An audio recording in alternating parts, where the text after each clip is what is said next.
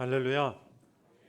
오늘은 2026년 새해 첫 주일입니다. 시작하는 2026년에 우리가 어떤 기대를 가지고 어떻게 살아야 할 것인가 기도하는 가운데 지난 송구 영신 예배에 이어서 신명기 말씀을 주셨습니다. 송구 영신 예배 때 말씀드린 것처럼 우리가 송구, 옛것은 보내고 영신, 새것은 맞이하는 이 송구 영신을 가장 잘하는 것이 무엇이냐? 신명기 12장 8절 말씀, 우리가 오늘 여기에서는 각기 소견대로 하였거니와 너희가 거기에서는 그렇게 하지 말지니라, 이 말씀을 이제 올해의 말씀으로 드리면서 여기에서는과 거기에서는 이라는 이 두 부사를 가지고 우리가 송구해야 할 것은 여기에서로 상징하는 삶, 송구, 떠나보내야 한다고 했습니다. 그게 무엇이었죠?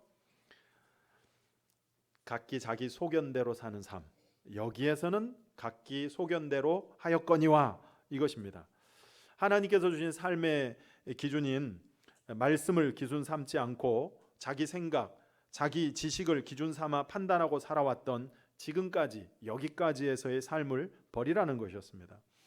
그리스 철학자인 프라토고라스가 인간은 만물의 척도다라고 하면서 마치 인간이 진리의 기준이고 인간의 판단에 모든 것이 달려있다는 것처럼 오해하면서 실제로 많은 사람들이 절대 진리를 믿지 않고 따르지 않으며 그저 자기 생각에 옳으면 옳고 눈에 좋으면 그것이 선이라고 여기며 살아갑니다. 이런 인본주의적인 가치관을 떠나보내라는 말씀입니다. 왜 그래야 합니까? 본성적으로 부패한 인간은 근본적으로 옳은 판단을 할 수가 없기 때문에 그렇습니다. 내가 내린 판단이 옳은 것 같아도 지나고 보면 그게 절대로 옳은 것이 아니더라는 거예요.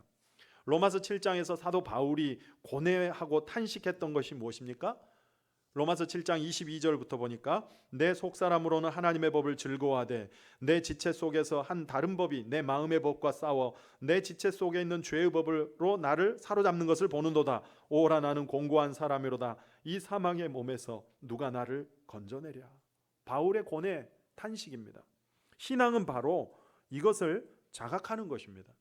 앞에 7장 18절에도 내 속 곧 내 육신에 선한 것이 거하지 아니하는 줄을 아노니 원함은 내게 있으나 선을 행하는 것은 없노라. 바울의 진실한 고백이고 탄식입니다. 자기 속에 선이 없다는 것입니다. 이거를 자각하는 것이 신앙의 출발이에요. 그래서 주님이 필요하다는 것 아닙니까? 여러분, 바울만 그렇습니까? 이것이 우리 인간의 실상 아닌가요? 인정하시잖아요.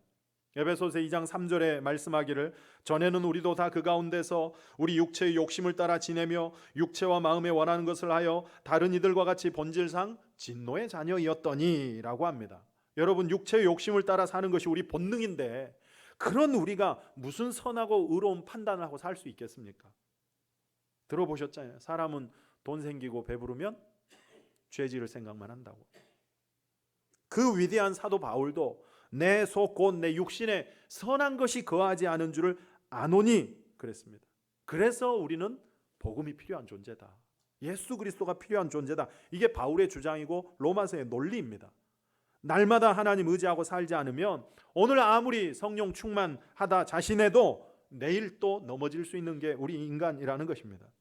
그러므로 먼저는 우리의 타락한 본성을 자각하고 그 본성대로 살아가는 태도를 버리는 겁니다. 철저히 자기 소견을 버리고 겸손히 하나님의 소견을 구하고 따라 사는 거예요.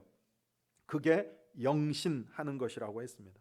거기에서는 그렇게 하지 말지니라 그랬잖아요. 이것이 바로 거기에서는 이라고 하는 앞으로 들어가 차지할 가나안 땅의 복을 누리는 비결이요 가나안의 질서라고 했습니다.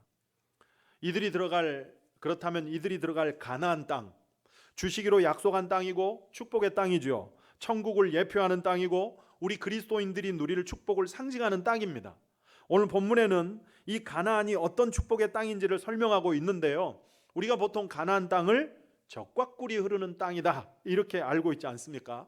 출애굽기 3장 8절에 최초로 이 표현이 나오는데요, 하나님께서 모세를 통해서 애굽에 종살이하는 이스라엘 민족을 건져내서 그들을 가나안 땅으로 들이시겠다라고 하시면서 이렇게 말씀하셨어요. 출애굽기 3장 8절입니다.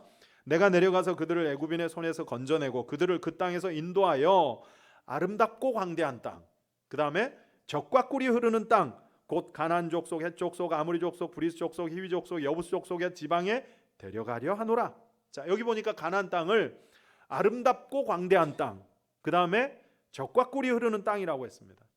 여기에 젖이 흐르고 꿀이 흐른다, 젖과 꿀이 흐른다는 것은 가나안 땅의 기름짐을 은유적으로 묘사한 표현입니다. 먼저 젖이 흐르는 땅이다. 젖은 이 가축을 키울 목초지가 널려 있다는 뜻이기도 해요.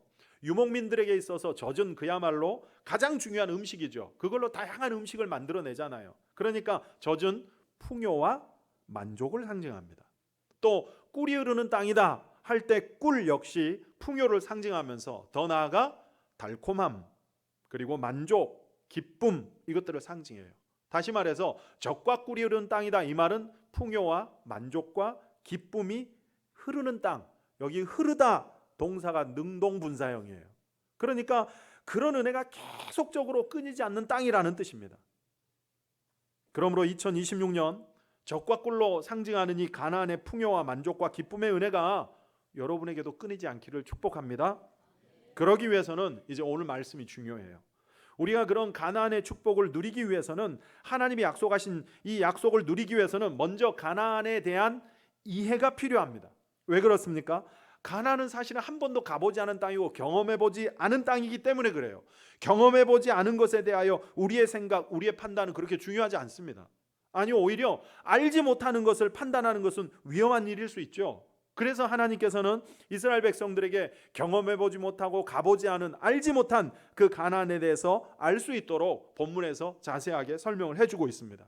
그게 이제 오늘 본문이에요. 우리도 함께 잘 보고 새겨서 이 가나안 땅을 이해하면 이 가나안 땅에 예비한 축복을 누리는데 도움이 되는 것은 분명하지 않겠습니까?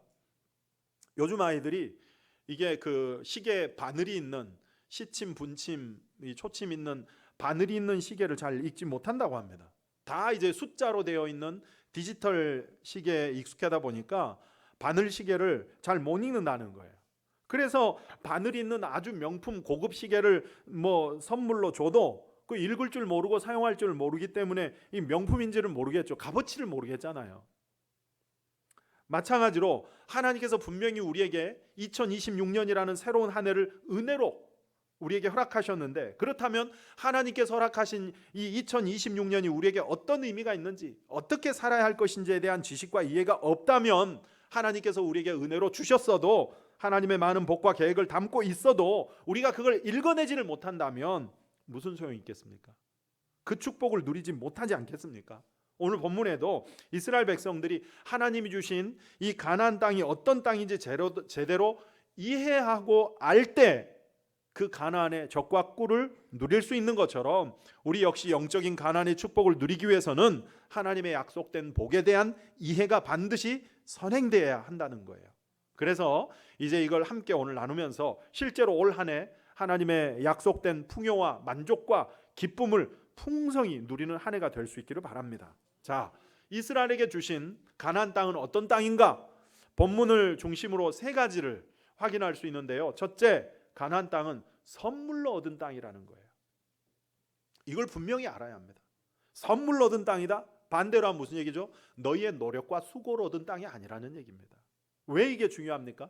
본문 8절에 보세요. 그러므로 너희는 내가 오늘 너희에게 명하는 모든 명령을 지키라. 그리하면 너희가 강성할 것이요 너희가 건너가 차지할 땅에 들어가서 그것을 차지할 것이며. 자, 이 구절에서 우리가 오해하기 쉬운 것이 뭐냐면, 너희가 건너가서 차지할 땅이라고 하니까 우리가 싸워서 노력하고 애쓰고 수고해서 얻은 땅이요, 그래서 내가 주인인 것처럼, 내 땅인 것처럼 오해할 수 있습니다. 그다음은 결국 나의 공로와 나의 의를 내세울 수 있죠. 원래 여기 차지할 땅이다 라고 하는 것은 가서 싸워야 할 땅이라는 의미입니다. 그러다 보니까 내가 가서 싸워야 하고, 내가 가서 얻어야 되고, 내가 가서 차지해야 되는 나의 수고와 나의 노력을 앞세우다 보면 언제나 뭐가 드러나요? 나의 공로와 나의 의를 주장할 수 있잖아요. 왜 이게 무섭습니까? 나의 의와 공로를 내세우다 보면 어디로 가요? 교만으로 가게 되어 있죠. 그러나 그 다음 9절에는 분명히 이야기합니다. 또 여호와께서 너희의 조상들에게 맹세하여 그들과 그들의 후손에게 주리라고 하신 땅, 곧 적과 꿀이 흐르는 땅에서 너희의 날이 장구하리라. 여기 보면 어떤 땅이라고 합니까? 너희가 노력하고 수고해서 얻은 너희 땅이 아니라 하나님께서 이미 주시기로 약속해서 주신 땅이라는 거예요. 주체가 누구죠? 하나님이죠. 송구 영신 예배 때도 이 부분 나누지 않았습니까? 신명기 12장 10절로 넘어가 보니까 너희가 요단을 건너 너희 하나님 여호와께서 너희에게 기업으로 주시는 땅에 거주하게 될 때, 주어가 너희 하나님 여호와께서, 하나님이 주신 땅이지 너희가 노력하고 너희가 애쓰고 너희가 수고해서 얻은 너희의 땅이 아니라는 거예요. 9장 5절에는 더 신랄하게 말씀했어요. 네가 가서 그 땅을 차지함은 너의 공의로 말미암음도 아니고 네 마음이 정직해서도 아니다. 네가 의롭고 네가 정직해서 얻은 땅이 아니라는 것입니다. 하나님이 선물로 주신 땅이다. 왜 이것을 아는 것이 중요하다고요? 내가 노력해서 내가 수고해서 내가 얻은 땅이라고 여기는 순간부터 언제나 자기 의의가 생긴다니까요. 그러면 자기 의의를 내세우는 순간 그것은 반드시 자기 과신으로 자기 교만으로 발전하게 되기 때문입니다. 왜 이게 중요하고 무섭습니까? 잠언 16장 18절, 교만은 무엇의 선봉이다? 패망, 망하는 길이라는 거예요. 그러므로 우리 삶에도 마찬가지입니다. 가나안 땅을 차지하는 것이 이스라엘 백성들의 수고와 노력과 의로움을 얻은 땅이 아니라는 이 말씀, 이스라엘 백성들에게만 해당되는 게 아니죠. 우리가 얻은 모든 것들이 역시 우리의 노력과 수고와 열심으로 된 것이 아니다, 그 얘기입니다. 하나님의 은혜로 된 것이다. 여러분 그렇게 인정하십니까? 아니 뭐 내가 열심히 잠 안 자고 수고하고 애써서 내가 한 거지 그게 뭐 다 하나님 은혜냐, 이렇게 반문할 수도 있습니다. 하지만 내가 할 수 있는 것에 관하여는 물론 최선을 다해 수고하고 애썼겠지만 내가 할 수 없는 부분들이 얼마나 많습니까? 여러분 새해가 시작되면 이제 뭐 어디 그 카톡 부사에 보니까 떠오르는 태양 앞에서 또 새해 맞이 가셨던 분들, 송구 영신 예배 안 드리고 가셨던 분들 계시던데, 여러분 그분들 가가지고 인터뷰하면은 새해 소원 뭡니까? 그럼 뭐라고 하죠? 가족 건강하게 해주시고 사업 잘 되게 해주시고 평안하게 해주세요. 왜 그런 이야기를 할까요? 그거는 우리 힘으로 할 수 없는 거라는 뜻이잖아요. 그거는 우리 힘으로 안 되는 거라는 걸 본인도 알기 때문 아닙니까? 그렇잖아요. 아무리 애쓰고 수고해도 우리의 힘으로 할 수 없는 일들이 얼마나 많습니까? 그래서 하나님께서 우리의 몸과 마음을 지켜주셔야 되고 붙들어 주셔야 되고 열심도 주셔야 되고 열정도 주셔야 되고 힘도 주시고 기회도 주시고 때로는 사람도 붙여주셔야 되고 믿음도 주셔야 되고, 이런 하나님의 은혜가 있어야 가능하다는 것입니다. 그런데 이것을 잊고 내 힘으로 다 되는 줄 알기 때문에 뭔가를 이루고 나면 무슨 병에 걸려요? 교만병에 걸리죠. 그럼 무너지는 거라는 것입니다. 교만병에 걸리는 순간 모든 받은 은혜를 빼앗기게 되어 있습니다. 그리고 내 힘으로 되는 줄 알면 하나님 의지하지 않아요. 하나님 외면하고 하나님 몰아내고 불신의 삶을, 불신의 태도를 가지게 됩니다. 그러므로 항상 잊지 말아야 될 게 뭐예요?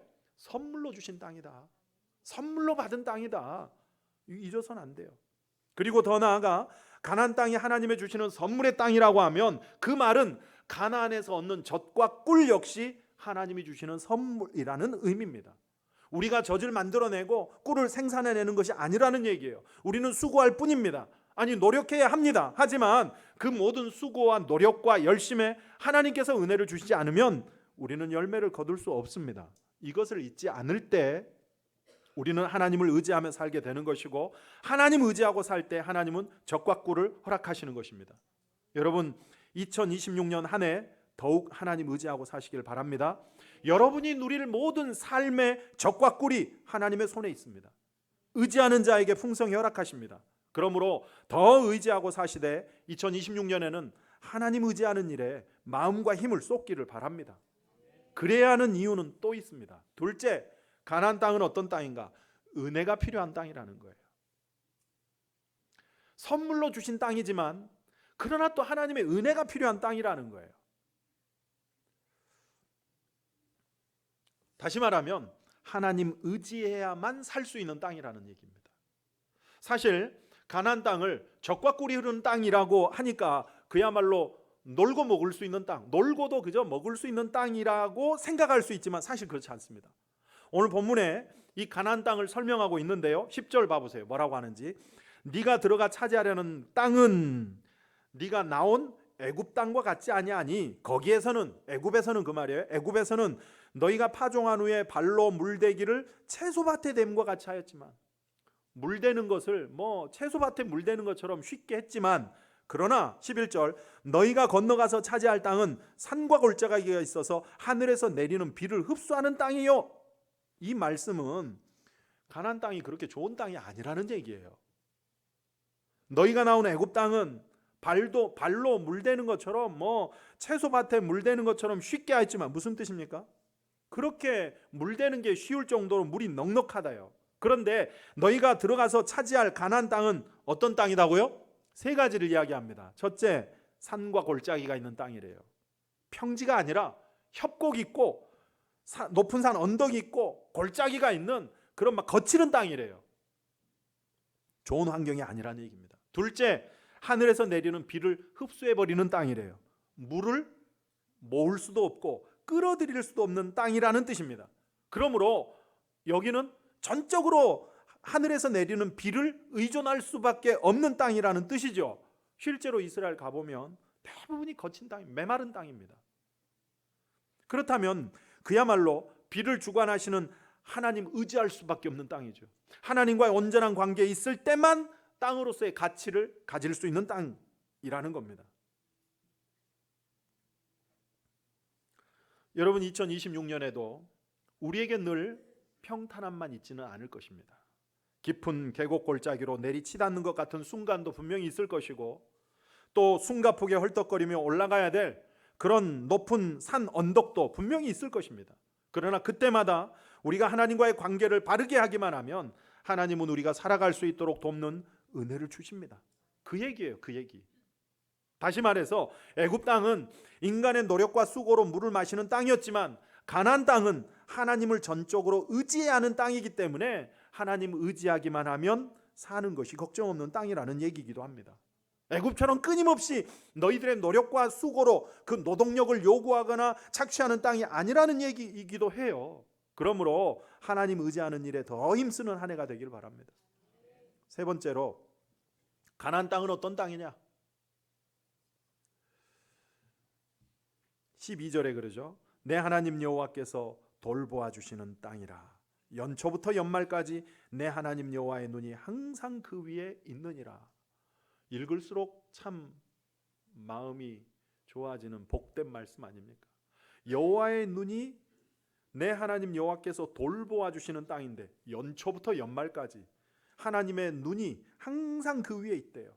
여러분, 이게 진짜 축복 아닙니까? 너희가 들어갈 땅 평야 아니래요.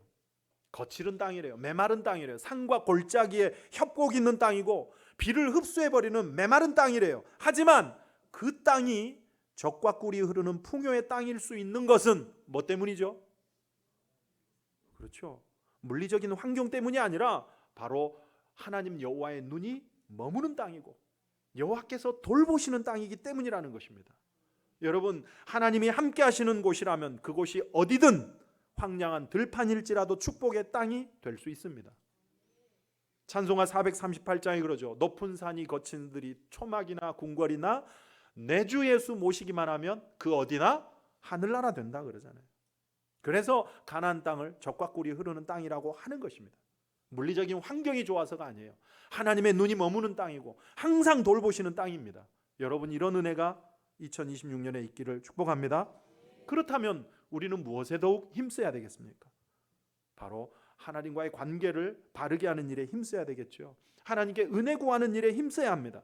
애굽은 물이 많아서 파종한 후에 발로 물만 대면 얻었지만, 그런 너희의 수고로 살 수 있는 땅이었지만, 가나안은 너희의 수고로 사는 땅이 아니라 하나님의 은혜로 살아야 하는 땅이라는 거예요. 물도 없어요. 산과 골짜기예요. 하나님이 비를 주시지 않으면 안 되는 땅이에요. 은혜 없이는 살 수 없는 땅이라는 것입니다.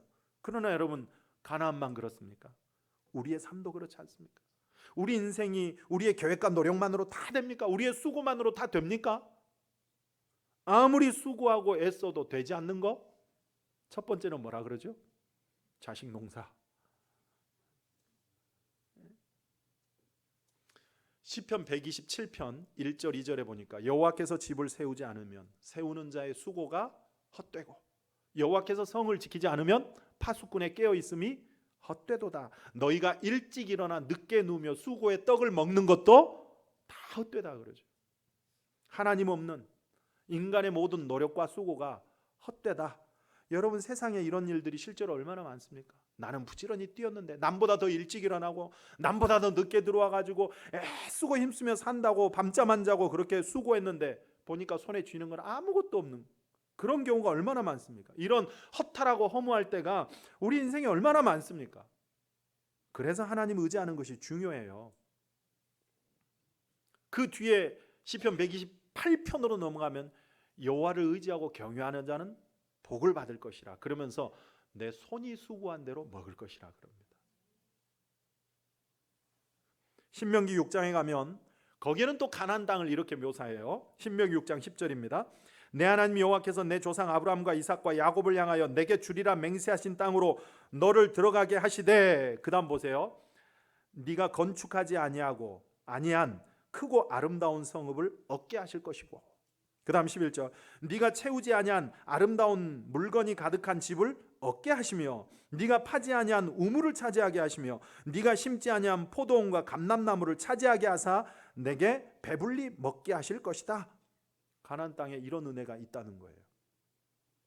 내가 짓지 않은, 건축하지 않은 성읍을 공짜로 얻게 하시고 채우지 않은 물건이 가득 차 있는 집을 얻게 하실 것이고 또 파지 않은 우물도 공짜로 그냥 얻게 해주시고 심지 않은 나무에서 열매를 그냥 거두게 해주실 것이고, 참 은혜 중에 은혜죠.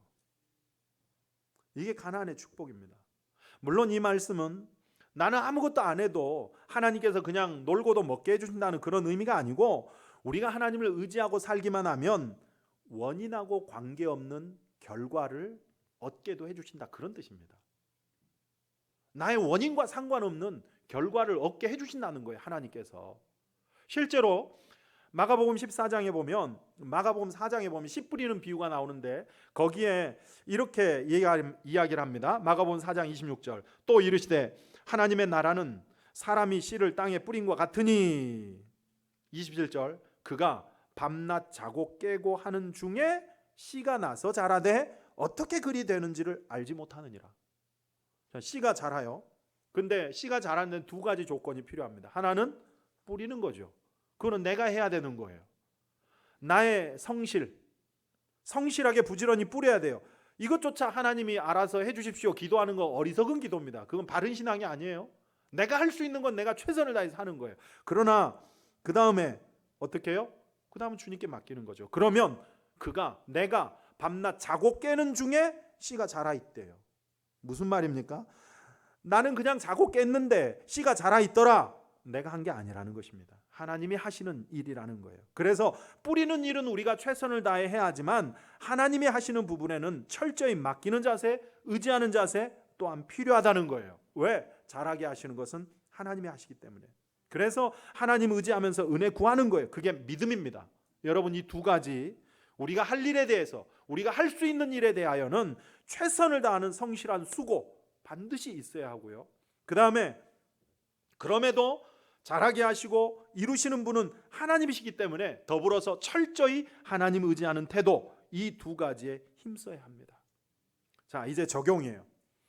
이렇게 가나안 땅에 대한 축복을 누리기 위해서는 땅에 대한 이해가 있어야 하는데 세 가지 나눴죠. 선물로 주시는 땅이다. 그 다음에 그럼에도 은혜가 필요한 땅이다. 그 다음에 여호와의 눈이 떠나지 않는 돌보시는 머무는 땅이다. 세 가지인데요. 이거를 우리에게 이제 적용하고 마치겠습니다.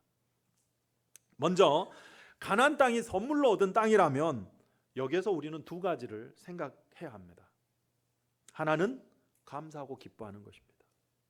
선물로 얻었다면 우리가 할 일은 감사하고 기뻐하는 것 당연하겠죠. 나의 의와 공로, 나의 노력과 수고로 얻은 것이 아니라 선물로 2026년을 우리에게 주셨다면 그야말로 우리는 더 감사하고 더 기뻐하는 일에 힘써야 되지 않겠습니까?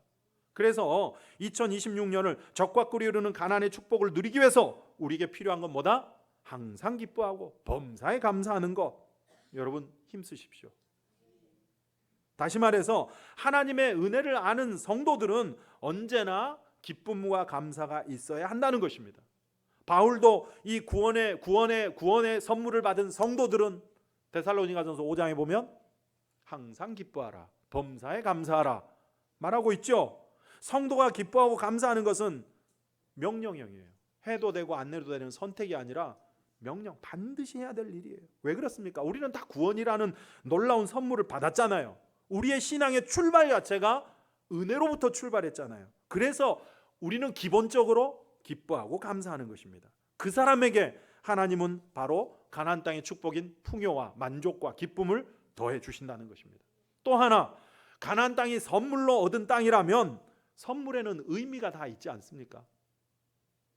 그렇죠. 선물에는 어떤 의미가 다 담겨 있잖아요.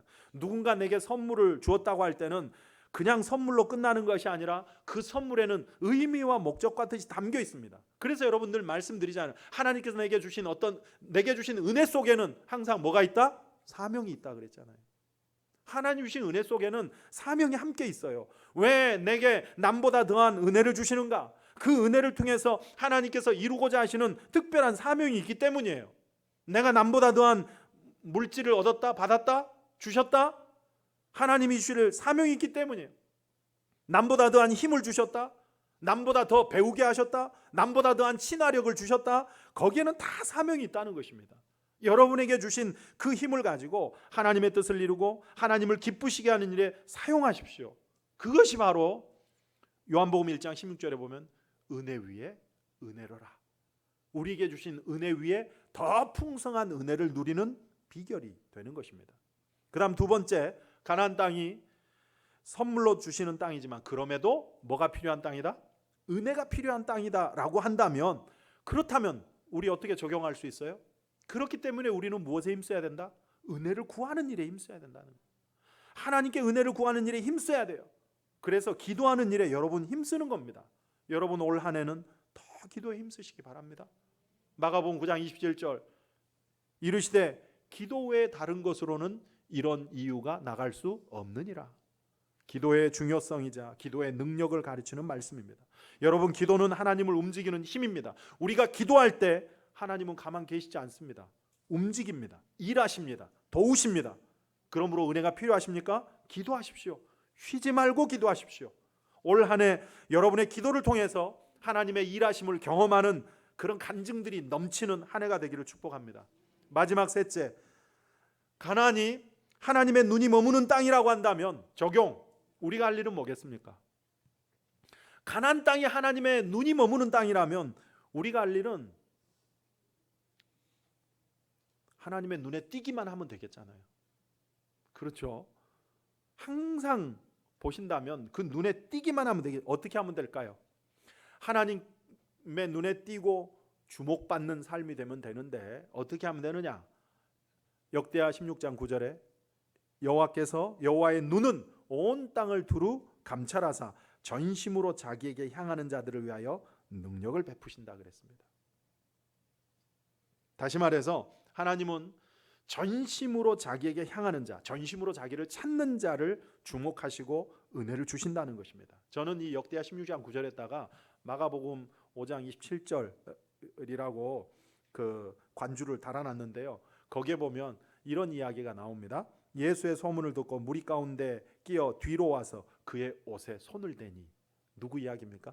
12해로 혈루증 앓는 여인이 예수님 뒤에 살짝 와가지고 옷자락에 손을 댄 이야기, 그거를 제가 관주로 써놨거든요. 옷에 손만 대어도 자기 병이 나을 거라는 믿음 때문에 가서 손을 댔잖아요. 그런데 중요한 건 예수님이 찾으라는 거예요. 얘들아, 누가 내 몸에 손을 댔다, 좀 찾아라. 마가복음 5장 30절입니다. 예수께서 그 능력이 자기에게 나간 줄을 곧 스스로 아시고 무리 가운데 돌이켜 말씀하시되 누가 내 옷에 손을 대었느냐 하시니 찾으래요. 그러자 제자들이 말합니다. 31절 제자들이 여짜오되 무리가 에워싸 미는 것을 보시며 누가 내게 손을 대었냐 물으시나이까. 무슨 얘기죠? 예수님 지금 뭐 사람이 한둘입니까? 수많은 사람들이 지금 밀치고 당기고 닫고 부딪히고 한둘입니까? 그 사람을 어떻게 찾습니까? 일리가 있잖아요. 그러나 여러분, 예수님은 그렇게 어쩌다 닿은 사람을 찾으라는 게 아니에요. 어쩌다 닿은 사람 찾으라는 게 아니라 마음에 간절한 소원을 가지고 믿음 가지고 나와서 닿은 사람을 찾으라는 것입니다. 여러분, 우리가 하나님 앞에 나올 때는 이런 마음으로 나와야 되는 거예요. 마찬가지입니다. 여러분이 하나님 앞에 나올 때마다 오늘 예배에도 그냥 주일이니까 나온 사람 말고 마음의 소원을 가지고 간절함으로 나온 사람, 주님 오늘 내가 주님 만나야 합니다, 은혜 받아야 합니다, 이런 간절함으로 나온 사람을 주님은 찾으시고 주목하시고 놓치지 않으신다는 거예요. 이것이 바로 전심으로 자기에게 향하는 자입니다. 잠언 8장 17절에 말씀합니다. 나를 사랑하는 자들이 나의 사랑을 입으며 나를 간절히 찾는 자가 나를 만날 것이다 그랬어요. 여러분, 올 한 해 하나님 앞에 설 때마다 간절히 하나님 앞에 서시기를 바랍니다. 늘상 있는 예배, 또 드려야 하는 또 한 번의 예배가 아니라 주님 만나지 않으면 안 된다는 마음으로 하나님을 찾는 이런 태도로 하나님 앞에 서십시오. 그러면 하나님은 그 사람을 절대 놓치지 않습니다. 주목하시고 찾으시고 은혜 주신다는 것입니다. 이게 하나님 앞에 주목받는 첫 번째 길이고, 두 번째는 주의 성전을 가까이 하는 거예요. 주의 성전을 가까이 하는 자를 하나님은 주목하십니다. 역대하 6장 20절입니다. 주께서 전에 말씀하시기를 내 이름을 거기에 두리라 하신 곳 이 성전을 향하여 주의 눈이 주야로 보시오며. 주의 눈이 주야로 밤낮으로 향하고 있는 곳이 어디라고요? 주의 성전을 향하여. 솔로몬이 성전을 봉헌하고 이제 완공하고 나서 봉헌식 하면서 성전을 위해 하는 기도입니다. 옛날에 주님께서 저한테 말씀하셨지 않습니까? 내 이름을 거기 두리라 하신 곳 이 성전을 향하여 주의 눈이 주야로 보신다고 해요. 주의 성전을 향하여 주목하고 있으시대요. 그러므로 우리가 성전에 나오는 것, 성전에 있는 것이 주의 눈에 띄는 일 아니겠습니까? 다윗이 그런 기도를 하죠. 시편 63편 1절입니다. 하나님이여 주는 나의 하나님이시라. 내가 간절히 주를 찾되 물이 없어 마르고 황폐한 땅에서 내 영혼이 주를 갈망하며 내 육체가 주를 앙모하나이다. 어떤 상황인지 짐작이 가시죠? 이 시의 표제에 보면 다윗이 유대 광야에 있을 때 이렇게 나옵니다.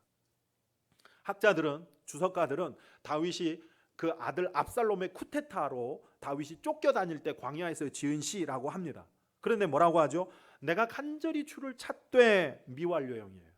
간절히 찾되 미완료형. 물이 없어 마르고 황폐한 땅에서 내 영혼이 주를 갈망하며 완료형입니다. 내 육체가 주를 앙모하나이다 완료형이에요. 그러니까 지금까지 그토록 하나님을 갈망하고 앙모하였고 앞으로도 지속적으로 하나님을 찾고 찾을 것임을 피력하는 거예요. 그런데 물이 없어 마르고 황폐한 땅에서, 이 표현은 실제로 광야의 메마름을 표현한 것이기도 하겠지만 자신의 상태를 지금 이렇게 묘사하는 거예요. 자기 상태를 빗댄 표현이라고 할 수 있습니다. 그러니까 다윗이 지금 얼마나 곤고하고 곤핍한 상태에 있었는지, 그래서 얼마나 애타게 하나님을 찾고 만나기를 바라는지를 알 수 있지 않습니까? 그 다음 2절에 이렇게 얘기해요. 그러므로 내가 주의 권능과 영광을 보기 위하여 어디에서? 성소에서 주를 바라보았나이다. 그 피곤하고 지친 메마른 상태에서 주의 권능과 영광을 보기 위해 성소에서 주를 바라보았대요.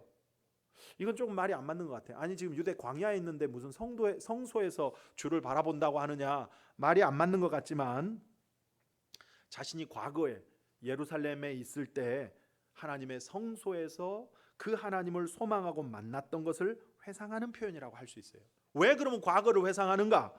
지금 그렇게 성소에서 하나님의 임재를 경험하는 예배에 참여할 수 없는 자기 현재 비참한 상황을 하나님께 아뢰기 위함이고, 그 다음에 더 나아가 다시 옛날처럼 성소에서 하나님의 임재 경험하고 은혜를 체험하기 위해서라도 지금 내 상황을 좀 벗어나게 해달라는 간구의 표현이에요. 중요한 것은 다윗은 그처럼 성소에서, 주의 성전에서 늘 하나님의 임재를 경험하고 권능과 영광을 덧입고 살았다는 것입니다. 여러분, 주님의 성전은 바로 그런 곳입니다. 하나님의 영광과 능력이 머무는 곳입니다. 아까 솔로몬이 기도했잖아요. 주께서 전에 말씀하시기를 내 이름을 거기 두리라 하신 곳 이 성전을 향하여 주야로 주의 눈이 주야로 보시오며 그랬잖아요. 여러분, 하나님의 눈이 주목하는 곳이 바로 주의 성전입니다. 그러므로 주의 성전을 가까이 하시고 나오셔서 간절히 찾고 찾으면 하나님은 그 사람을 반드시 찾아주십니다. 주목하십니다. 영광과 권능을 부어주십니다. 마지막 세 번째, 우리가 하나님께 주목받기 위해서는요, 하나님 앞에서 사는 삶을 사는 것입니다. 여러분, 가나안 땅이 하나님의 눈이 머무는 땅이라고 한다면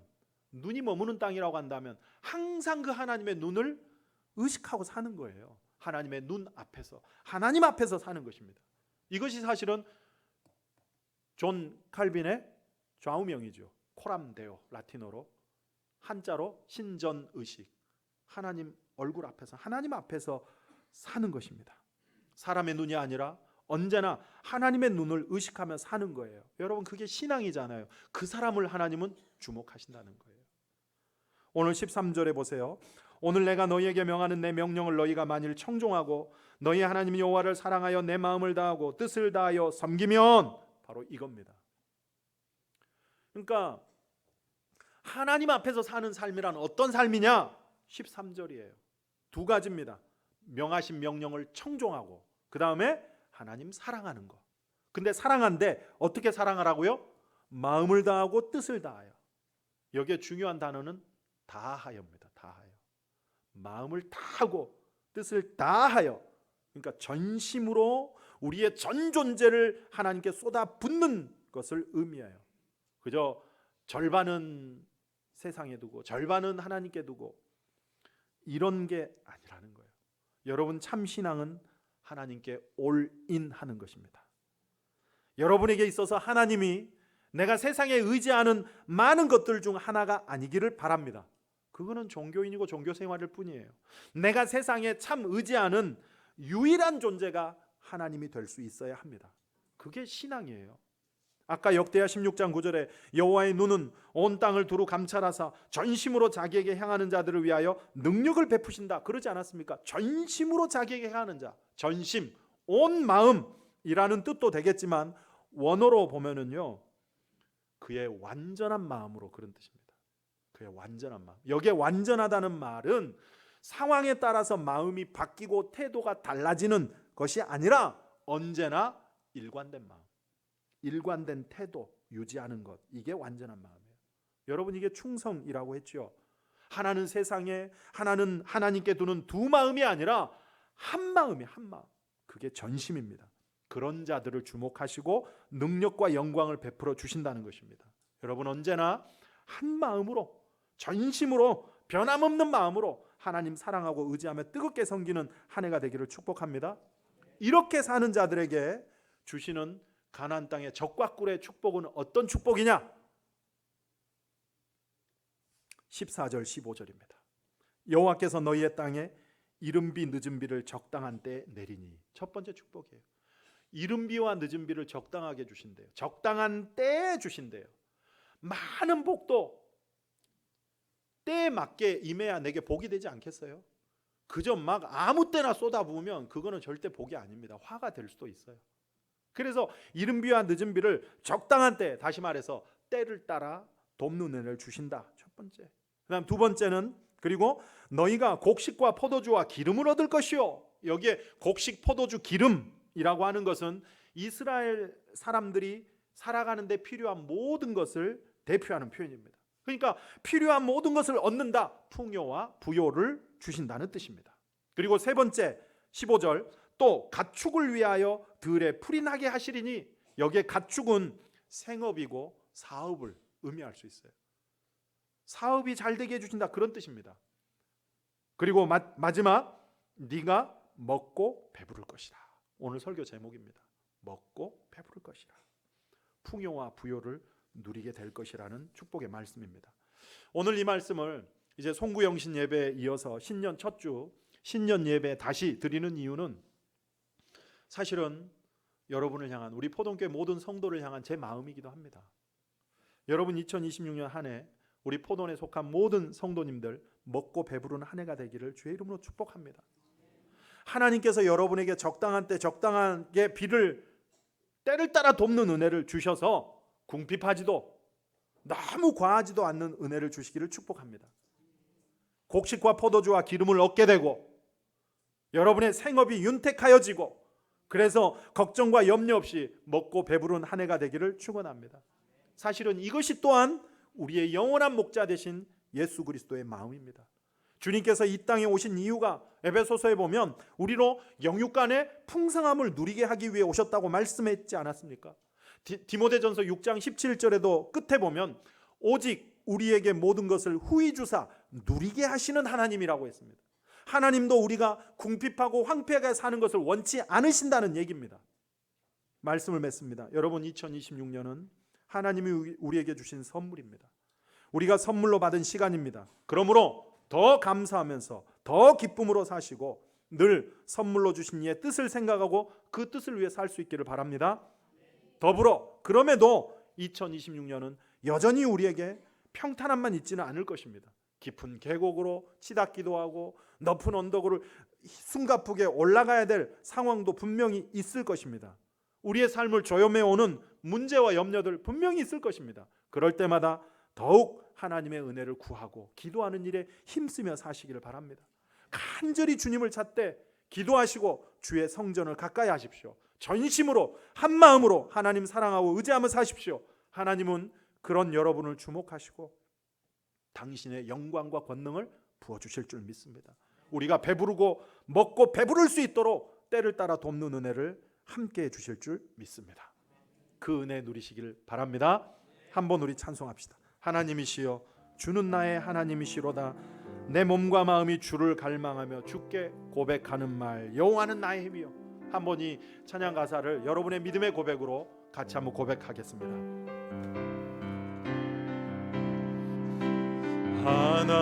하나님이시여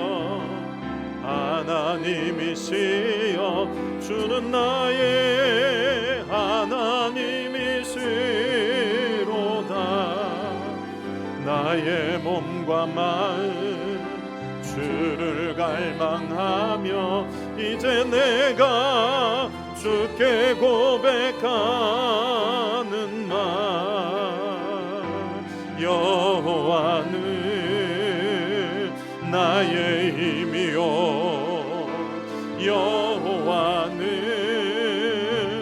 나의 구원이시니 내가 누구를 두려워하리요. 여호와는 생명의 피난처시니 주의 인자가 생명보다 나음으로 내 입술이 여호와를 찬양하리. 내 평생에 주를 찬양하며